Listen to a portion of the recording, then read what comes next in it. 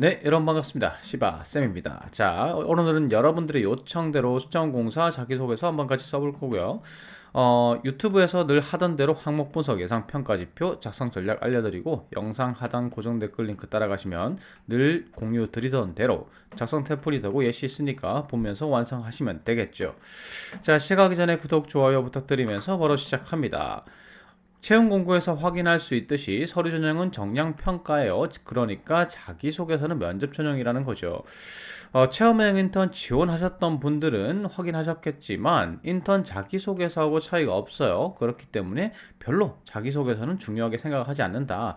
그래서 면접 때도 크게 많이 활용 안 될 가능성이 높습니다. 이럴 거면 왜 받는지 모르겠어요. 어쨌든 면접 전용으로 작성하셔야 된다는 거 인지하시면서 바로 1번부터 공약 들어갑니다.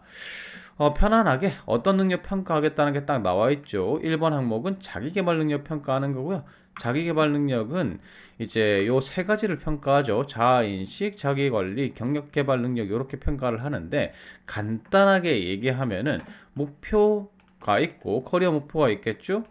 그래서 여기에 따른 계획을 수립하고 그 다음에 자기 관리를 통해서 개발할 수 있는가 요걸 이제 평가하는 거니까 작성 전략은 내 커리어 최종 목표는 무엇이고 필요한 역량은 무엇인데 그것을 계획을 세워 가지고 요렇게 계획을 세웠고 목표 기한도 세웠고 어느 것을 중점에서 공부하겠다는 걸 세웠고 거기에 따라서 시간 관리하고 환경 관리하고 학습 계획 관리를 통해서 달성했다.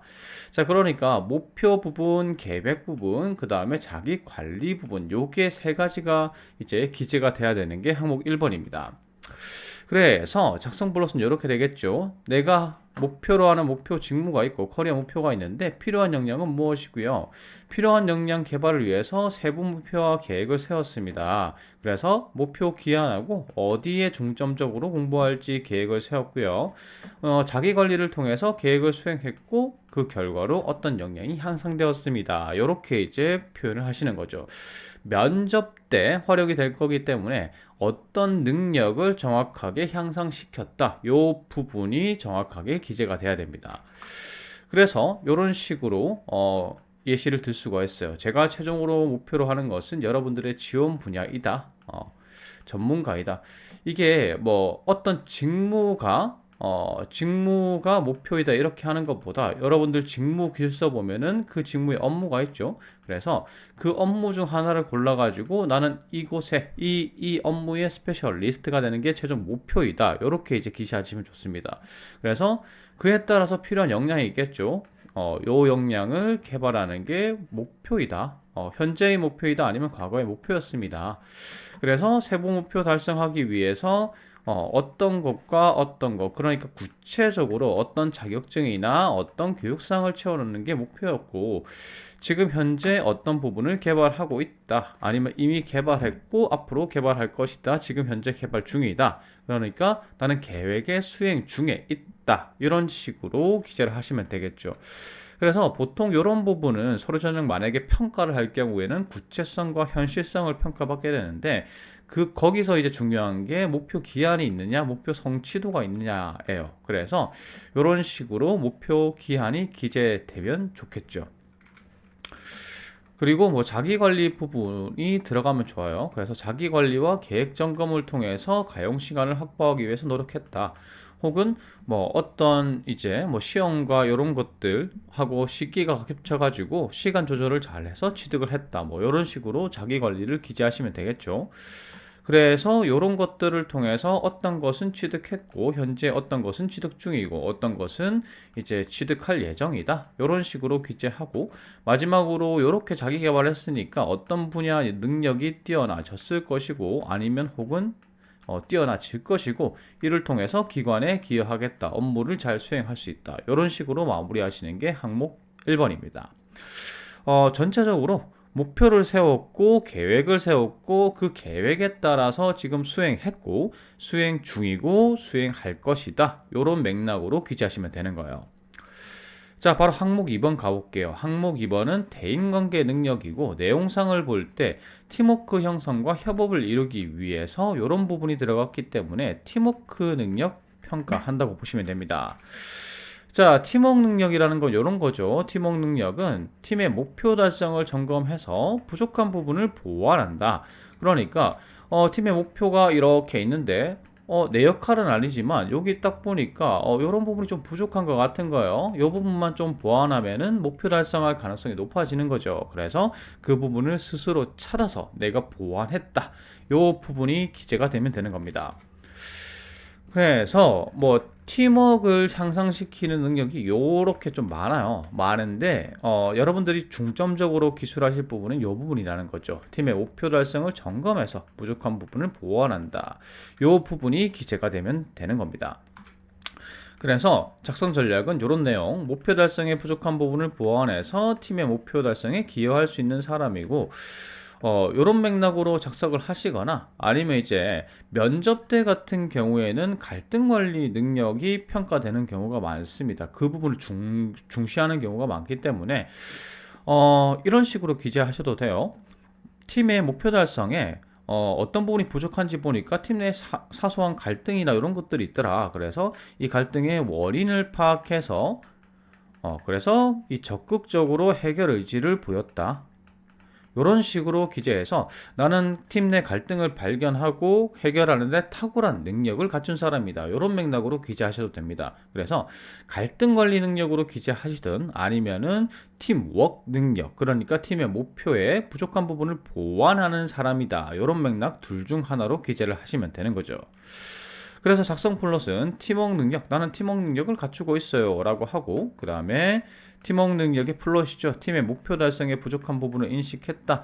그러다 보니까 이제 갈등하고 소통 부족한 부분이 보이더라. 그래서 그 부족한 부분을 보완하도록 내가 노력을 하고 기여를 했고, 그래서 문제 해결이 되고 목표 달성에 기여했다. 요게 이제 어떻게 보면은 앞에 두 가지 제가 소개드리는 플롯 내용, 갈등 관리하고 팀워크 부분을 하이브리드한 그런 이제 플롯이라고 보면 되겠죠. 그런데 이제 내가 갈등 해결 사례가 없다라고 하면은 그냥 팀워크 사례, 목표 달성에 부족한 부분, 어떤 부분이 부족하더라. PPT 조별 과제에서 PPT 작성하는 능력이 조금 우리 조가 부족하더라. 그래서 내가 배워서 채워넣었다. 그래서 양질의 PPT를 만들 수 있었고 목표 달성에 기여했다. 이런 식의 팀워크 사례만 기재하셔도 무방합니다. 어차피 평가되는 건 아니잖아요. 그래서 첫 번째로 두 가지식으로 나는 팀워크 능력이 있는 사람이다 라고 확실하게 이렇게 기재를 하면 되겠죠. 팀 목표의 부족한 부분은 보완하고 팀 내 소통 활성화로 목표 달성에 기여한 경험이 있습니다. 두 가지식으로 대인관계 평가 지표 이걸 다 기재를 하시고요. 그 다음에 사례를 기재하시면 되겠죠. 어떤 사례가 있었는데 이게 어떤 문제가 있더라. 부족한 부분이 있더라. 여기서 이제 부족한 부분으로 제시한 것은 팀 내 의견을 제시하지 않아. 아무도 의견을 제시하지 않더라. 이게 부족했다. 그래서 이걸 갖다가 좀 보완해야 되겠다고 생각했다. 그래서 이 왜 의견을 제시하지 않는지 보니까 이 학과가 모두 다르더라. 이 교양 수업 들으면 이런 일들 가끔씩 발생하죠. 그래서 친하지 않아서 생긴 문제니까 친하게 해주면 되겠죠. 그래서 그 부분을 보완했다. 시간을 좀 내가지고 팀 내 소통 활성화를 위해서 노력했고 친밀감 형성을 위해서 노력했다. 팀의 부족한 능력을 부분을 보완해주는 노력이죠.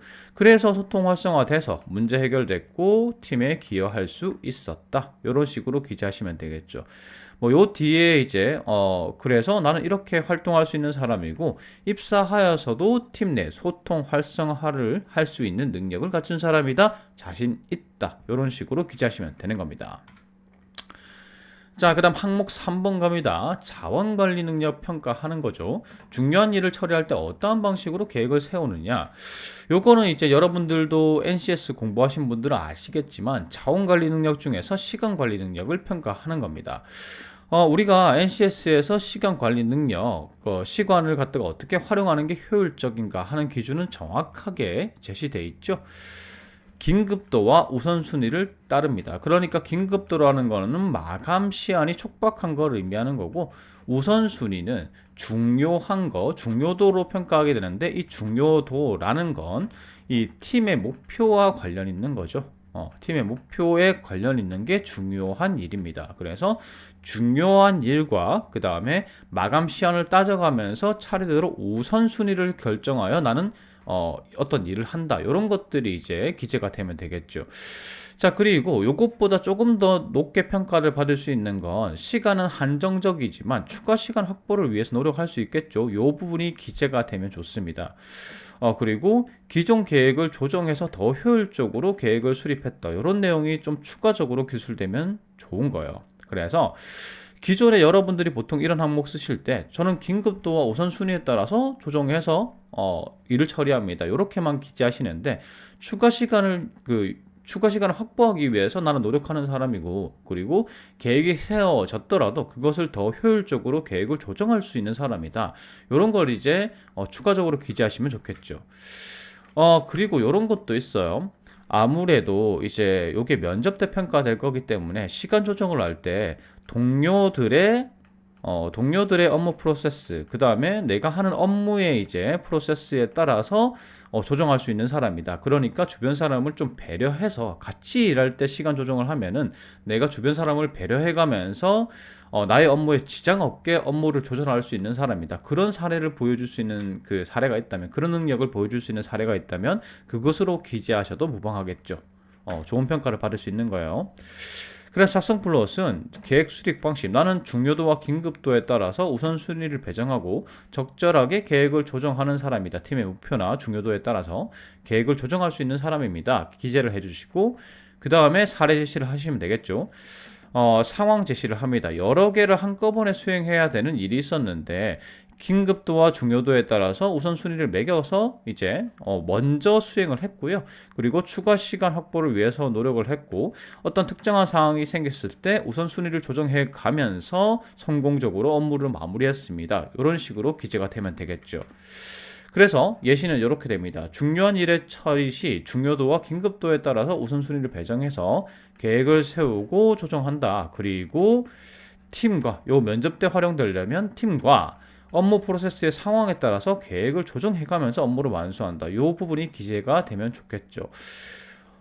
그런 다음에 이제 상황 제시를 하면 됩니다.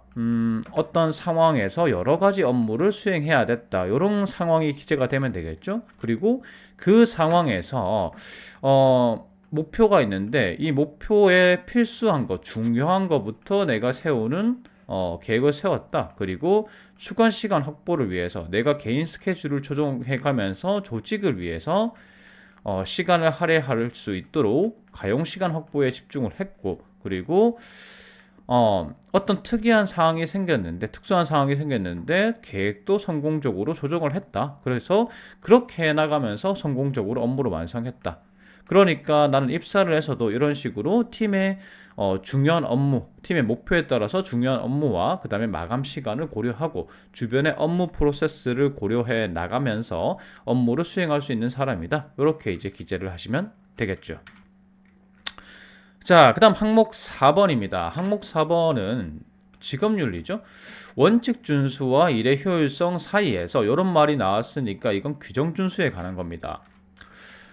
준법성이죠, 준법성. 직장에서 정해진 규칙이나 규범을 지키고 따르는지를 평가하는 항목이고, 그러니까 사실은 이건 정답이 정해져 있는 거예요. 정답은 원칙 준수와 일의 효율성 사이에서 고민하면 무조건 뭘 선택해야 되죠? 원칙 준수 안에서 효율성 추구를 해야 되는 겁니다. 그러니까 규정을 위반하면 안 되는 거죠. 그래서 나는 그 규정이 불합리하다고 생각해서 효율성을 따졌다. 이렇게 하면 망하는 거예요. 그래서 작성 전략은 무조건 정답이 정해져 있다고 했습니다.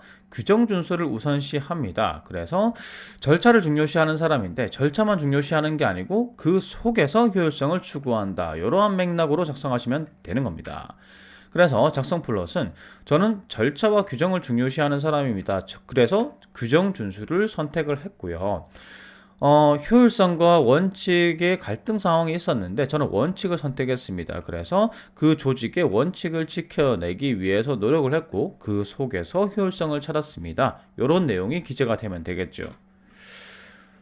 그래서 사례를 보여드리면 이런 식으로 되겠죠. 어떤 경험에서 원칙 준수와 효율성 사이에서 갈등을 한 적이 있는데 그 상황에서 결과까지 그 상황에서 원칙 준수를 선택해서 업무에 임했다. 이런 식으로 결과까지 기재를 하십니다. 자, 그 다음은 이제 사례가 나오면 되겠죠. 어떤 상황에서 효율성과 원칙을 갈등을 했는지. 그래서 여기서 제가 제시드린 사례는 너무 바빠요. 너무 바쁜데 원칙은 물품의 라벨을 앞쪽으로 딱 보이게 이렇게 라벨이 보이도록 진열을 하는 게 원칙이었는데 이걸 지키려다 보니까 너무 피크 시간에는 이 물품을 진열하기 힘들었다는 거죠. 그래서 효율성이 떨어졌다는 겁니다. 이런 갈등 할 수 있겠죠. 편의점 아르바이트를 할 때. 그래서 저는 하지만 요때 원칙에서 조직의 성과가 나오기 때문에 원칙을 지키면서 효율성을 높일 방법을 생각했다. 그러니까 나는 원칙을 선택했다는 거죠.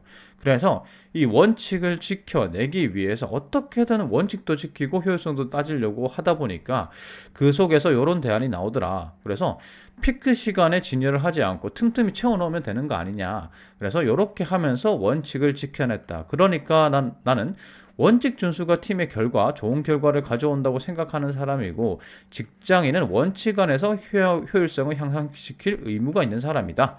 그러니까 나는 요 뒤에는 이제 내용을 만들면은 입사하여서도 원칙을 철저하게 지키겠다. 그리고 그 속에서 효율성을 찾겠다. 이런 식으로 기재를 하시면 되겠죠. 마무리를. 그리고 이런 사례도 좋습니다. 원칙을 나 혼자 지키는 게 아니고 혼자 원칙을 지키는 사람이 있고 동료들도 원칙을 지킬 수 있게 만드는 사람이 있으면 당연히 높게 평가받아야 되는 건 동료들도 함께 지킬 수 있게 만드는 사람이겠죠. 그래서 동료들도 나도 지켰고요. 동료들도 지키게 만들었습니다. 그래서 저는 원칙을 정말 중요시하는 사람입니다. 입사 후에서도 저 혼자 지키는 게 아니고 동료들도 원칙을 지킬 수 있게 만들 자신이 있어요. 이런 맥락으로 기술하셔도 됩니다. 자, 다음 항목은요. 늘상 여러분들이 쓰시는 지원 동기하고 입사 포부입니다. 핵심 가치가 이제 여기에서 부합하는 역량과 결부시켜서 작성해 주십시오. 이렇게 해서 요게 조금 난이도가 있죠. 항상 말씀드리지만 지원 동기하고 입사 포부는 조직 이해도를 평가하는 항목입니다. 보통은 이제 지원하는 기관이 있으면 그의 목표나 사업 분야에 대한 관심도 이해도 이런 것들을 평가를 하고요. 그 다음에 조직의 목표 달성에 있어서 내가 지원한 직무의 역할은 무엇인지 알고 있는가 요것들을 이제 평가하는 게 이 항목이라고 보시면 되겠죠. 근데 이제 핵심 가치까지 곁들인 겁니다. 하지만 이 핵심 가치가 별로 중요하진 않아요. 그에 대해서 나중에 좀 얘기를 드리겠습니다. 우선 지원 동기는 여러분들이 여러 가지 많이 쓰시잖아요. 여기에서 평생 일하고 싶었다, 별별 사연 다 만들어서 작성하시는데 항상 말씀드리지만 지원 동기는 두 가지 중 하나입니다. 지원한 직무에 대해서 계속해서 준비를 해오고 그리고 관심을 가졌기 때문에 지원했다. 요 맥락입니다. 그러니까 나는 지원 직무에 대해서 역량을 계속 향상시켰기 때문에 이 기관에 기여할 자신이 있다. 특히나 어떤 업무 잘할 자신이 있고 어떤 부분에 기여할 자신이 있다. 그래서 지원했다. 이런 맥락으로 가거나 아니면은 나는 이 기관 사업, 이제 한국숫자원공사 같은 경우에는 SOC 분야죠. SOC 분야에 관심이 있었기 때문에 이 분야에 대해서 계속 활동을 해왔다. 그러니까 내가 이 기관에 지원하는 건 당연하다. 자, 이런 식으로 작성하셔야 되는 거고 입사업 부분은 내가 지원한 이제 이 기관에서 내 직무의 역할은 무엇이고 그래서 보유 역량을 통해서 이 부분에 기여할 자신이 있고 앞으로는 어떤 분야의 역량을 향상시켜서 어떤 분야 전문가로 이제 성장한 다음에 이 기관의 어떤 목표에 기여할 자신이 있다. 이런 식으로 이제 기술이 돼야 되는 게 입사업 포부입니다. 핵심 가치는 거들 뿐이에요. 요거에 너무 매몰되시면 안 돼요. 이유는 뭐냐면 핵심 가치가 도전 이런 거죠. 포용 이런 건데 이거는 이제 간단하게 저는 어떤 핵심 가치에 해당하는 사람입니다 정도를 갖다가 적어 놓고요. 그러면 면접하시면은 왜 이 핵심 가치에 해당한다고 생각하십니까? 자기소개서 내용을 보셨다면요.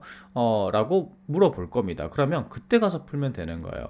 만약에 이게 서류 전형 평가를 하는 경우라면 핵심 가치에 왜 해당합니다. 그에 관한 사례가 있습니다. 이렇게 자세히 기술을 했겠지만 사실 그렇게까지 적기에는 그러면 내용이 핵심 가치 일치도, 입사업 포부, 지원 동기까지 다 내용에 들어가야 돼요.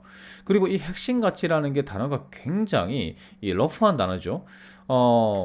애매한 단어예요. 그래서 여기에 해당하는지 안 하는지 막 사례를 들어 적기에는 굉장히 난이도가 자기소개서가 올라갑니다. 이게 적부기 때문에 그렇게까지 정량평가이기 때문에 그렇게까지 적을 필요는 없다는 거죠. 그래서 만약에 요걸 이제 키워드를 적어놨을 때 면접 가시면은 그 키워드에 대해서 내가 뭐 도전 정신으로 적었다면 그 도전에 대한 키워드 그 도전에 대해서 증명할 만한 사례를 갖다 준비해 가시면 되는 겁니다. 면접 때 풀면 되는 거죠. 그리고 이제 추천하는 키워드로는 도전이 있습니다. 왜냐하면 굉장히 쓰기에 매끄럽게 작성이 됩니다. 이 지원 동기하고 입사 오퍼하고 같이 섞어 쓰기에. 그래서 도전으로 적으시는 걸 추천드립니다. 뭐 다른 키워드에 자신이 있다면요, 다른 키워드로 적으셔도 무방합니다.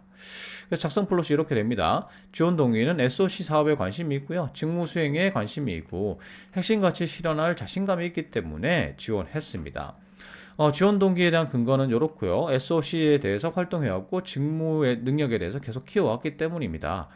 그래서 그리고 간단하게 핵심 가치 일치에 대한 근거도 제시해 주시면 좋은데 요거 같은 경우에는 글자 수가 모자라면 빼도 됩니다. 자, 이 근거는 언제? 면접 때 풀어내시면 되겠죠. 썰로. 자, 그리고 입사 오퍼부. 저는 이러이러한 역할을 잘할 자신이 있습니다. 업무에 자신이 있습니다. 그래서 어떤 역량을 바탕으로 기관에 기여할 수 있고요. 그리고 지금 간단하게 자기 개발 어떤 걸 하고 있는데 이걸 통해서 또 그 기관에 기여할 자신이 있습니다. 자, 이런 식으로 기재해 주시면 됩니다. 예시 한번 볼게요. 지원한 이유는 뭐니 해도 이 사업 분야에 대한 관심이 있어서 지원했다. 그리고 직무 수행에 대한 자신감 때문입니다. 요거 두 개가 제일 좋습니다. 그리고 간단하게 핵심 가치 어떤 키워드에 일치하는 사람이고, 자, 도전이 좋은 게 이렇게 풀어낼 수가 있어요. 끊임없이 자기 개발하는 사람이다. 그래서 어떤 능력으로 특히 어떤 업무 수행에 자신이 있다. 그래서 그를 통해서 어떤 전략 과제 목표에 기여할 자신이 있다. 자, 요게 이제 사실은 이제 평가될 부분은 여기 다 들어간 겁니다. 여기 다 들어간 거고, 그 다음에 이제 풀어야 되겠죠? 푸는 게 지원 동기에 대해서 여기에 관심이 있다고 했으니까 관심에 대한 근거로 SOC, 뭐 SOC가 철도, 항만, 뭐 이런 것들, 사회 기반 시설들에 관련한 것들입니다. 그런 사업에 대한 관심으로 어떤 뭐 공모전에 참여했고, 인턴했고 이런 것들 제시하시면 돼요. 그런 게 없으시다면 여러분들이 지원하신 직무에 관련해서 이게 도전으로 풀었으니까 어떻게 직무 역량을 향상시키기 위해서 노력해 왔는지 좀 특별히 자격증 난이도를 어려운 걸 따셨다거나 아니면은 외부 뭐 인턴십이나 직무 프로그램이나 교내에서 제공한 그런 프로그램들 있죠. 혹은 실습이나 아니면 인턴이나 이런 것들처럼 적극적으로 자기 개발했던 사례들을 갖다가 풀어내시면 되는 겁니다. 그래서 적극적으로 자기 개발해왔다. 그래서 직무 수행에 자신이 있다. 이렇게 이제 표현하시면 되겠죠. 자, 그 다음은 역할 인식입니다. 목표 제시해야 되겠죠? 그래서 제가 정확하게 어떤 전문가로서 내가 보유한 어떤 역량으로 바탕으로 어떤 부분에 기여하는 게 목표이다. 그러니까 나는 내가 어떤 업무를 잘해서 어떤 부분에 기여할 수 있는지 정확하게 알고 있다를 표현한 겁니다. 그런 다음에 보유 역량, 어떤 걸 제가 가지고 있으니까 이 능력을 활용해서 어떤 업무를 잘할 수 있다. 그리고 앞으로 간단하게 어떤 거 더 채워넣을 예정인데 이를 통해서 역량을 추가 확보해서 더욱더 이 목표 달성에 기여할 것입니다. 이런 식으로 마무리하시면 되는 거예요. 핵심 가치가 안 들어가서 불안해 하시는 분들도 있을 건데 간단하게만 기술됐죠. 근데 이런 부분은 어떻게 한다? 나중에 면접 때 풀면 되는 겁니다. 어차피 서류 전형에서 지금 자기소개서가 평가가 안 되는 거니까요. 그러니까 불안해 하지 마시고 이런 식으로 작성하시면 됩니다. 이런 식으로 작성하시면은 이게 역량 키워드가 많이 보이잖아요. 직무 관련. 그래서 면접 때 이런 것들이 눈에 들어오면은 이런 역량이 뛰어나구나. 이렇게 평가할 수 있기 때문에 면접 때 유리한 자기소개서가 되는 겁니다. 자, 이제 마지막 항목이죠. 경력, 경험, 기술서입니다. 그래서 친절하게 이렇게 목차까지 제공이 돼 있어요. 그렇기 때문에 여러분들이 이제 가지고 있는 교육, 경력, 경험 사항에 대해서 요 목차에 맞게 풀어내시면 되는 겁니다. 근데 이 목차를 다 쓸 필요는 없고요. 이게 보면은 교육에는 해당이 안 되고 경험에는 해당이 안 되는 이런 것들이 있잖아요. 그래서 해당하는 목차만 따서 쓰시면 됩니다. 그리고 이제 기술 순서는 이렇게 되겠죠. 경력이 있으시면 무조건 경력을 먼저 적으셔야 됩니다. 왜냐하면 경력이 가장 높게 치잖아요. 그리고 이제 교육이고 경험이고 뭐 이런 순서로 이제 되겠죠. 근데 경험 중에서도 일을 간접적으로 경험한 경험, 그러니까 인턴이라든지 실습은 교육보다는 앞서서 있어야 됩니다. 그래서 여러분들이 가지고 계신 이게 직무 수행 능력 평가죠. 보유 경험을 바탕으로 직무와 유관한 경험이 얼마나 있는가, 이런 걸 이제 평가하고 그걸 통해서 어떤 지식과 기술을 얻었는가, 이런 것들을 이제 평가하는 겁니다. 직무 수행 능력 평가죠. 그러니까 직무 기술서 기반이에요. 기반 평가고. 제가 한 번 더 말씀드리면은 경력이 있으시면 경력 먼저 적어야 돼요. 그리고 직무 간접 경험, 실습이나 인턴이나 실습이 있으시면은 그거 그 다음에 적으시고, 그 다음에 적극적 교육 사례. 그러니까 학교 교육 말고요. 학교 교육 말고 이제 외부 교육이 있죠. 내가 적극적으로 직접 신청해서 들었던 교육, 그게 있으면 그거 적으시면 되고, 그 다음에 수동적 교육. 그러니까 학교에서 특히 성적이 좋았던 과목들 있잖아요. 그런 것들을 기재하시면 되는 거고, 그 다음에 직무 역량 습득 경험, 주로 태도적인 부분이겠죠. 어떤 경험을 통해서 어떤 태도를 습득했다. 그런 것들 이제 적으시면 되겠습니다. 그래서 경력이 있으시고 직무 간접 경험이 많으시고 적극적으로 교육을 많이 받으신 분들은 요까지만 적어도 내용이 다 찰 수도 있습니다. 자, 그래서 이런 식으로 적으시면 돼요. 역할 적으시고요. 이게 이제 파트타임 근무, 이 경험입니다. 경험. 그래서 이제 아르바이트한 경험인데 역할은 무엇이었고 정성적은 이 숫자로 표현 안 되는 성과죠. 그래서 팀 내 소통 활성화를 했다거나 아니면 이제 팀의 분위기를 끌어올렸다거나 뭐 이런 것들이 정성적 이제 성과입니다. 그다음에 정량적 성과는 여러분들이 막 대단한 걸 갖다가 성과라고 생각하시는 게 아닌데 그냥 어떤 업무를 갖다가 하루에 몇 건 처리하고 몇 건 응대하고 뭐 종합적으로는 이 동안에 어떤 몇 건의 이제 회계 자료를 뭐 검토하고 처리하는데 사무 부조를 했다. 이런 것들이 이제 성과입니다. 결과라는 거죠. 성과라는 단어보다는 결과라는 단어에 가깝습니다. 그리고 성과를 위해서 어떤 걸 위해서 노력했다. 이렇게 이제 기술하시면 되겠죠. 그래서 소제목 달아주시고 상세 기술해 주시고 소제목 달아주시고 상세 기술해 주시고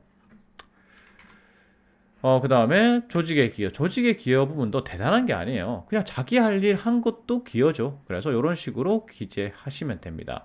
그리고 지원 업무와의 유관성. 요거는 직무 기술서 참고하셔가지고 직무 수행 내용 있죠. 그래서 어떤 업무를 내가 잘할 수 있다. 라고 기재를 하시면 되는 겁니다. 뭐 교육사항 같은 경우에도 교육사항은 역할은 그냥 교육생이죠. 교육생이고 주요 활동은 정량적 성과는 거의 정성적 성과는 거의 없죠. 정상적 성과는 뭐 학생들과 잘 지냈다 뭐 이런 것들밖에 없으니까 굳이 그렇게 적을 필요는 없고 정량적으로 어떤 분야에 대해서 역량이 향상됐고 몇 시간 정도 이수했다 이 정도면 충분하겠죠. 그래서 이 수업을 들을 때 어떤 부분에 중점적으로 이제 공부를 했다 이런 것들 정도만 기재되면 되는 거고, 그 다음에 조직에 기여할 수는 없겠죠. 뭐 회비를 냈다가 수강료를 냈다가 기여가 될 수는 없잖아요. 그래서 기여 부분은 거의 교육은 없다고 보시면 되고, 지원 직무와의 유관성 정도, 요거 어떤 업무에 이 교육을 들었으니까 어떤 업무에 자신 있습니다 정도만 기재되면 되겠죠. 그래서 요렇게 기술서를 작성해 주시면 되겠습니다. 자, 여기까지 이제 한국숫자원공사 자기소개서 한번 같이 써봤고요. 요번에는 이제 정량평가 위주로 평가가 되기 때문에 면접 시 활용되기 때문에 여러분들께서 자기소개서를 기재하실 때 직무 역량 키워드가 조금 많이 포함되는 게 좋습니다.